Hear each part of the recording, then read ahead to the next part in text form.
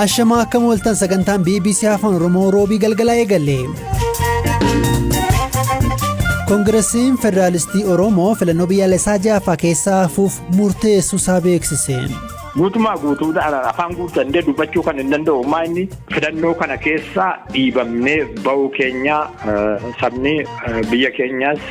Dhimma hidha Abbayyaa irratti Itoophiyaa irratti mormii kan dhageessaa jiran Masriif Sudaan waliigaltee walta'iinsa waraanaa mallatteessan. Wanti kun Itoophiyaa hin yaaddessaa? በጣም ማስጋት አለበት የሚያሰጋ ነገር ባየ ያደሱ ቀባ ቢዮታ ግዱ ወሊገልቴ ተልቹን ደንዳማ ገሩ የሮ አማ ገመ ሂዳ አባያን ወሊገልቴን ኦሶ ዲቤ ጅሩ gaazexeessitoonni hidhaman gadhiifamuu bineensota bosonaa Itoophiyaa keessa baduuf jiranii fi kaanis dhageessu sagantaa kana ammayyuu taanaan isiniif dhiyeessa. Sudaanii fi Masriin waliigaltee walta'iinsa waraanaa mallatteessan. Walta'iinsi kun erga qondaaltonni waraanaa biyyoota lameenii marii taasisan booda guyyaa kaleessaa Kaartumitti raawwate. Waliigalteen kun leenjii fi muuxannoo wal jijjiiruu kan of keessatti qabatedha jedheera Sudaan Tribune. Gaafa wiixataa jila waraana Masrii kan hooggananii Sudaan seenanii fi ajajaan olaanaa waraanaa biyyattii kan ta'an Leetinant Jeneraal Mohammad Farid biyyi isaanii fedhii waraanaa Sudaan guutuuf qophii ta'uu himuun isaanii gabaafameera. Baatii sadaasa darbees yeroo dheeraa booda biyyoonni lamaan leenjii waraanaa waloo taasisaniiru. Sudaan dhimma daangaan Itoophiyaa waliin wal dhabdee qabduu fi dhimmi hidha Abbayyaa furmaata osoo hin argatiin jirutti waliigalteen kun mallattaa'e. Waliigalteen akkanaa Itoophiyaaf maal akeeka? Xiinxalaa siyaasaa kan ta'an Abdurrahman Said Itoophiyaa yaaddeessuu qabaa jedhu. በጣም ማስጋት አለበት የሚያሰጋ ነገር ነው። በነገሩ ባየ ያደሱ ቀባ ቢዮታ ግዱ ወሊገልቴ ተልቹን ደንዳማ ገሩ የሮ አማ ገመ ሂዳ አባያን ወሊገልቴን ኦሶ ዲቤ ጅሩ ወሊገልቴን አከና raawwatamuun yaaddeessuun isaa waanuma eegamuudha. Yeroo ammaa amala Sudaan yoo ilaallu gara waraanaatti waan qajeelu fakkaata. Sababni isaas waraanni Sudaan daangaa isaa to'achuu danda'a. Qaamni isa dhowwatu hin jiru. Kuni qondaaltota waraanaa mariif kan affeeruu qabu hin turre. Gama Itoophiyaan hanga yoonaa kan mul'ataa ture dippiloomaasii fi dubbii obsa qabu ture. Keessumaa dhimmi Sudaan dhimma biyya sadaffaati jechuunis dubbatti Itoophiyaan. Lammiileen Sudaan wanta dursa kennan qabu. Biyyattiin ce'umsarra jirti. Rakkoowwan nageenyaa fi dinagdee jiru. Sababa kanaaf yeroo ammaa dhimmi waraanaa dhimma dursa kennamuu hin qabu ture jedheen yaada. ማለት ስራዎች ፕራዮሪቲ የሚሰጣቸው አይመስለኝም አልነበረባቸውም ባይ ነኝ. Sudaan booda kana erga bulchiinsi ammaangoorra jiru aangootti dhufeas keessumaa dhimma hidha Abbayyaa irratti ejjennoo durii hin qabdu. Qondaaltonni Itoophiyaas kanuma himatu. Sababni kanaa maal ta'uu danda'a? አገሪቱ በአሁኑ ጊዜ ምናልባት በሶስት ክንፎች ነው የምትመራው ማለት ይቻላል. Yeroo ammaa Sudaan damee sadiin hoogganamaa jirti jechuu dandeenya. Inni tokko damee waraanaa yoo ta'u, inni lammataa garee milishaa waraanatti maxxanee fi inni sadaffaan bulchiinsa siviiliidha. Gareewwan sadan dhimma siyaasaa irratti ejjennoo wal fakkaataa qabu jechuun ni rakkisa. Adeemsi isaaniis fedhii uummataa kafure miti. Kanaaf lammiileen Sudaan hedduun ammallee sababni fincilli itti taasifame deebiin arganne kan jedhaniif kanneen bara Albashir wayya jedhanis jiru. Waraanni biyyattii akka waan daangaaf dhimmaman fakkaatanii mul'achuun rakkoo keessoo isaanii osoo hin furin akka turan kan isaan fayyadu itti fakkaata. Waraanni bulchiinsi waraanaa akka itti fufu waan barbaadan fakkaata. Fakkeenyaaf poolisiinis ta'ee waraanni wal dhibdee sabaa fi kaan biyyattii keessa jiru hiikuuf hojjechaa hin jiru. Saamichis jira. Uummatni poolisiin maaliif callisee ilaala yoo jedhu isin bulchiinsa siviilii barbaanna waan jettaniif isaan isin haa tiksan jedhu. Kunis bulchiinsi biyyattii gara waraanaa akka deemu uummannis akka fudhatu taasisuufi. Kan biraa biyyoonni ollaa Sudaan biyyattii keessatti rakkoo uumanii biyyattiin gara bulchiinsa waraanaa abbaa irreetti akka deebitus gochuu barbaadanis ta'a. Warri Sudaan dhimma daangaa haa kaasan iyyuu malee dhimmi ijoo waa'ee hidha Abbayyaa natti fakkaata. Mariin biyyoota lamaan gidduu fudhatama yoo argate lolli waan barbaachisu natti hin fakkaatu. Gama Itoophiyaan dhimmi hidhaa fi biyya sadaffaatu harkaa qaba wanti jedhu wanta haqarraa fagaate natti hin fakkaatu. የሶስተኛ ሀገር ምናምን የሚባለው ይሄ ትክክለኛ ዲፕሎማሲያዊ አነጋገር ነው ግን ግምቱ ከሐቅ የራቀ አይደለም ማለት ይቻላል. Akkuma Masrii fi Sudaan waliigaltee walta'iinsa waraanaa mallatteessan Itoophiyaaf Sudaan kibbaallee guyyoota muraasa dura waliigaltee wal fakkaataa taasisaniiru. Waliigalteen Sudaan kibbaa waliin taasifame Itoophiyaaf hangam guddaadha? በደቡብ ሱዳን ለራሱ እንደ ሀገር ትንሽ ሀገር ነው ገና አዲስ ሀገር ነው በጣም ደግሞ ያልተረጋጋ ሀገር ነው Sudaan kibbaa biyya haaraa fi xiqqoo akkasumas hin tasgabboofnedha. Garuu humni wayii lafa Sudaan kibbaa fayyadamee Itoophiyaa akka hin haleelle gochuu danda'a jedheen yaada. Gama daangaa biyyoota lamaanii yoo rakkoon dhalate waliin akka furan taasisuu danda'a. Kanaan ala gaanfa Afrikaatti Itoophiyaaf michoonni ni barbaachisu. ያስፈልጓታል ጓደኞች እዛ አካባቢ ሆርን ኦፍ አፍሪካ አካባቢና xiinxalaa siyaasaa Abdurrahmaan Said London irraa ture kan dhageenye.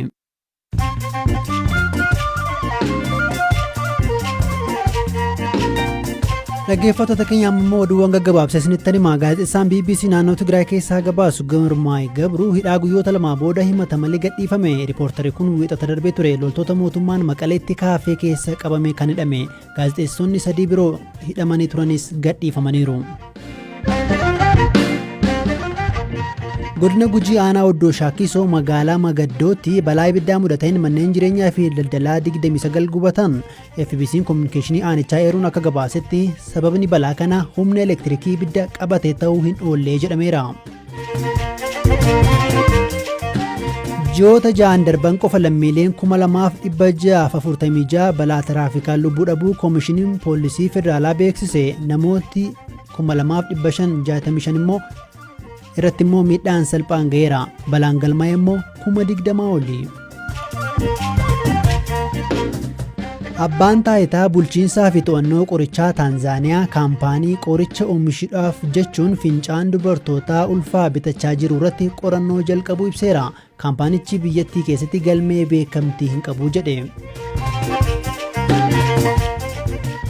Dureessi lammii Jaappaan Yusaaku Mizaawaa miseensota hawaasaa keessaa namoonni 8 xiyyaara hawaan gara addeessaatti akka imalan affeere.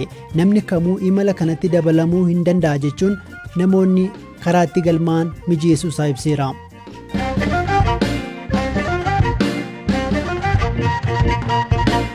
Gabaasa biraattiin ce'a guyyaan har'aa bineensotaa fi biqiloota bosonaaf eegumsa gochuu irratti hubannoo kennuun akka addunyaatti yaadatamee oole.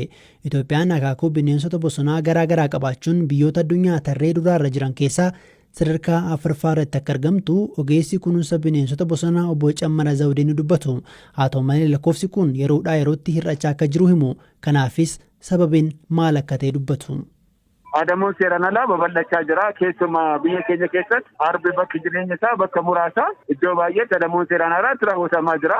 Kun eegalee isaa badii fi sodaa guddaa keessa galchee jira. Kan biraa bakkeewwan jireenya isaanii xiqqaachuudhaan, ciccituudhaan wanta akkana qabeenya bineensa bosonaatti fuudhinsa isaati sababa guddaa warra ta'anidha. Gama kanaanis wal qabatee fakkeenyaaf jeedalli diimtuun yookiin Abisiiniyaa Wolf kan jennu yookiin Itoophiyaanuun ishiinis bineensota badiidhaaf saaxilamanii egereen isaanii sodaa jala jiru. Kanneen akkana bineensota hedduu kaasuun hin danda'ama. Bineensi qorkee jedhamu, harreen diidaa gireevii jedhamu. Kanneen kun bineensa gurguddoo beekaman keessaa egereen isaanii kan badiidhaaf saaxilame. Bineensa bichaa miti gadamsi baddaallee yookiin maamseen yaalaa kan jedhamu innillee bineensota gara sanatti deemaa jiran. Obbo Cammaran bineensonni gareen Itoophiyaa keessatti qofa kan argaman gatii ta'aniif gara biyyoota ollaatti illee baqachuu hin danda'an asumatti balaaf saaxilamuu malee jechuun kanaaf furmaata kan jedhanis BBC'tti himaniiru. Yoo jiraates Itoophiyaadhuma keessatti yoo baddes Itoophiyaadhumatti badde. Gadamsi baddaas yookiin maamseen yaalaas akkasuma Itoophiyaa keessaa bahuu hin danda'u. Maaliif bakki uumamni isaanii inni jalqabaas inni dhumaas biyyuma kana waan ta'uuf. Kanneen biroo kan akka arbaa, kan akka harree diidaa guddaa, kan biroo dabalatee isaan kun garuu yoo rakkoon itti hammaate biyya biraatti deemuu danda'u. Adamoon waan kan babal'ateef waa lama waa sadii ta'uu danda'a. Tokkoffaan hundaa oli yeroo ammaa adamoon bineensa bosonaa seeraan alaa akkuma addunyaatti iyyuu madda galii guddaa ta'ee jira. Fakkeenyaaf arba kan ajjeefamu ilkaan isaatiif. Ilkaan arba tokko immoo madda galii guddaa waan ta'eef inni kun rakkoo akka addunyaatti jiru ta'ee beekamu yoo ta'u biyya keessatti immoo sababa 2-3 jiraattonni biyyaas namoonni naannoo bineensa bosonaan ajjeesu. Inni tokko walitti bu'iinsa horii fi qabeenya isaanii irra ga'u sababeeffachuudhaan horii akka jalaan nyaanne qonna isaanii akka jalaan balleessine bakki itti adamsan jira, bakki itti ajjeesan jira. Kun seeraan ala ta'u.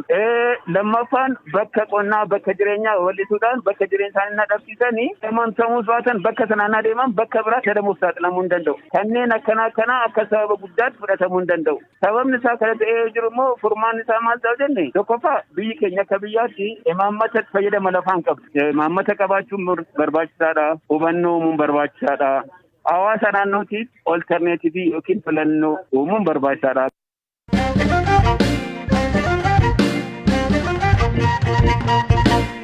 xumurarra geenyeerraa paartiin koongiresii federaalistii oromoo filannoo biyyaalessaa Itoophiyaa ja'affaa baatii caamsaa dhufuuf taasifamuu keessaa hafuuf murteessuusaa beeksise. Paartiin Piroofeesar Mararaa Guddinaan hoogganamu kun waggaa barannaa irra deddeebiin miseensonni isaa jedhamuu fi waajjirri isaanii cufamuu ibsuun hirmaachuu akka rakkatu ibsaa ture.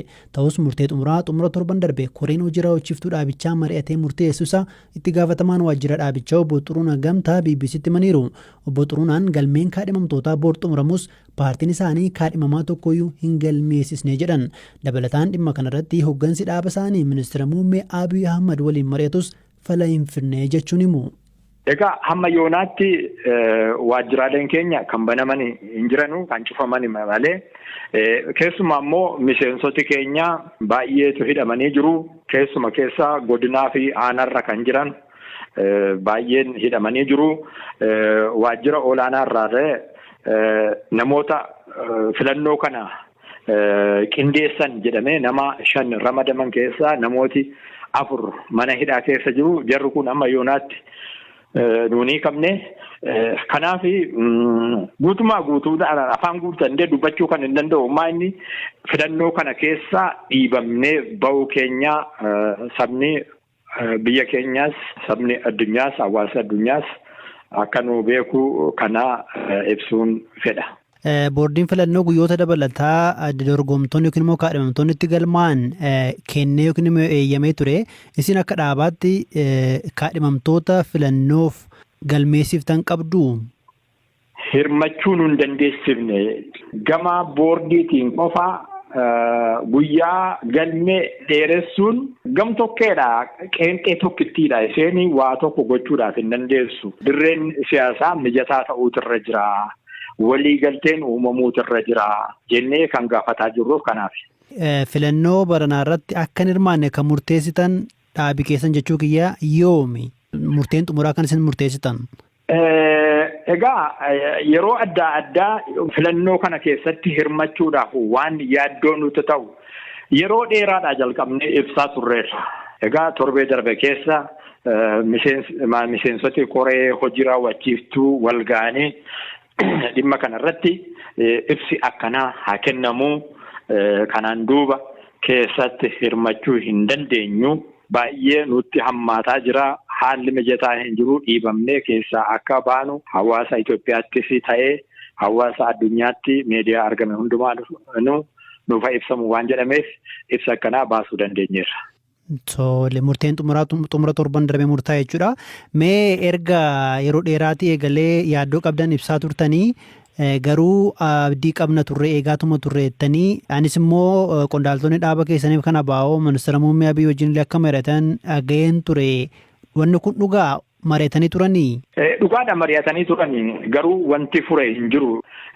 Facaatii isaa kana jedhee sitti himuudhaaf hin danda'u ammaa fi garuu isaan asittis oggurri paartii keenyatti gaggeeffamuu nurraa salphachuu waan hin dandeenyee fi filannoo kana keessa galuudhaa fi dhiibamnee keessaa baaneerraa siin jedhaan jira. Murtee keessan kana boordii filannoo biyyaalessaa beeksistaniittu? Egaa xalaa ofiishaalii ta'een amma qopheessineerra. Har'a galgala yookaan boriitu ganama hin kenninaaf jenneetu jirra. Kaafaa warraa obbo Xuruunaa Gamtaa dhageenye guyyaa biroo gama dhaaba biyya bulchuu yookiin immoo gama mootummaa irraa dubbisuuf yaalla. Sagantaan BBC Afaan Oromoo roobii galgalaa xumurame kan isiniif dhiyeessee mayyuu taanaadha. Kan isiniif qopheessitee Firaa'ol Balaayii gama teeknikaan Mubaarak nu waliin ture. Booluu irratti deebina. Halkan gaarii.